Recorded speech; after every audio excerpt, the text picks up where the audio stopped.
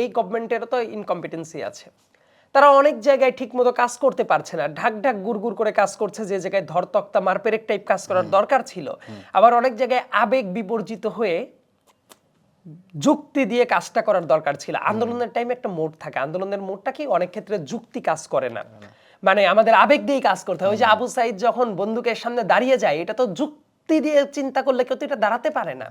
কিন্তু আন্দোলনের পরে যেটা হয়, আবেগটাকে একটু ছেটে ফেলে এক্স্যাক্টলি কাজ করার ক্যাপাসিটিতে যেতে হয়। আবার এই গভর্নমেন্টেরও ওভারবার্ডেন, অনেক বেশি ওভারবার্ডেন। তার কারণ খেয়াল করে দেখেন, অল্প কয়েকজন উপদেষ্টা নিয়ে যে কাজগুলো চলছে, অনেক জায়গায় আমার কাছে মনে হয় যে ধরনের ইনপুট দেওয়ার দরকার ছিল সেটা তারা পারছে না। যারা আহত তাদের চিকিৎসার অনেক ঘাটতি হচ্ছে, যারা শহীদ পরিবার তাদের সাথে ট্রিটমেন্টের ঘাটতি হচ্ছে। আবার অনেক জায়গায় পুলিশের যেভাবে ফাংশন করার কথা ছিল সেটা ঠিকমতো হচ্ছে না।